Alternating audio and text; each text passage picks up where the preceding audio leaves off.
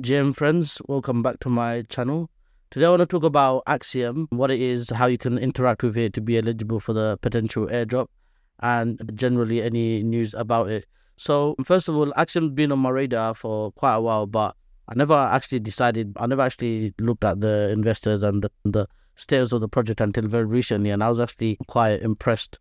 And so it's got quite a big funding and from very impressive investors. So I'm glad I did, and hence why you'd also want to make sure you interact with this project. So let's get into what exactly is the project, and later on I'll talk about the actionables. And per usual, nothing is financial advice in my video, guys. So this is the website axiom.xyz. As you can see, they're trusted by Uniswap Foundation and ANT Finance. I'm not sure who they are. Uniswap is huge in the Ethereum space.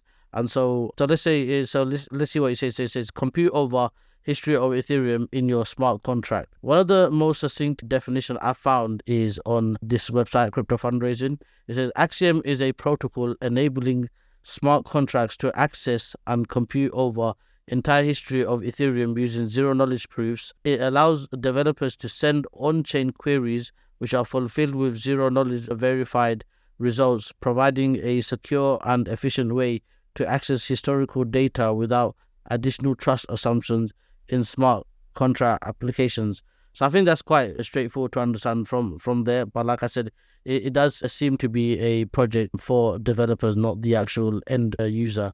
So we can see here, this is their Twitter. Their Twitter is at AxiomXYZ, and their website is axiom.xyz. I'm just making that clear so you don't get scammed or go on any phishing websites.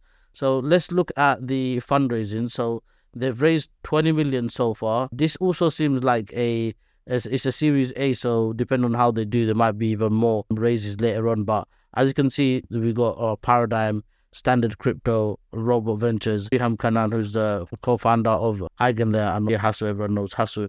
So a very big start, very good start. And so yeah, let's look at what we need to do in terms of interacting with the project. So you need two things before we get started.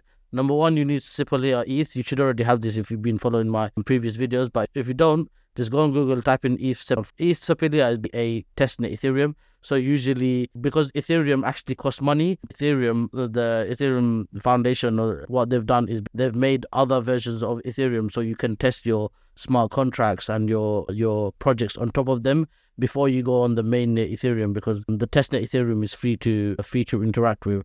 Whereas the testnet, when you pay gas, you have to actually pay real Ethereum, which can get very expensive. And so that's what Sepolia is. And so right now, because the project has got on top of the Sepolia Ethereum, that's why we're getting ETH. And there's different websites you can get it from. It's free to get it, but they usually have some sort of mechanism so that you can't spam the system. One of the easiest one is this one. If you go on this one, you just put your Ethereum address in, and then you wait for a while. It does use, I believe, it uses some of your computer's resources, but it's the most easiest one. So it doesn't ask for too much information, etc. So that's one. But like I said, you can get it from any one of these websites.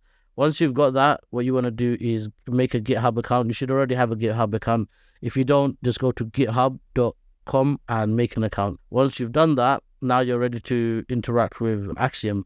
So I'll leave the links in the description. The first thing you want to do is hit test circuit, generate keys, and then generate proof, and hit send Axiom query, send query on Sepolia. I probably didn't mention, but you need to obviously connect your wallet and make sure you're on Sepolia network. It'll prompt you to do that. But yeah, then once you've done that, you're gonna hit save gist, save new gist, and then because I've already done it, it's not asking me to do it now, but it'll prompt you to connect to your GitHub, and you'd have to approve that. And then that's pretty much it, guys. That's it for now. Then what you want to do is follow them on social medias, their Twitter, Telegram, and Discord, just in case any new task or anything comes out. I'll try to post it in my Telegram also. But yeah, that's pretty much it for now. So that's Axiom. Hope you got some value from this video, and I'll see you in the next one.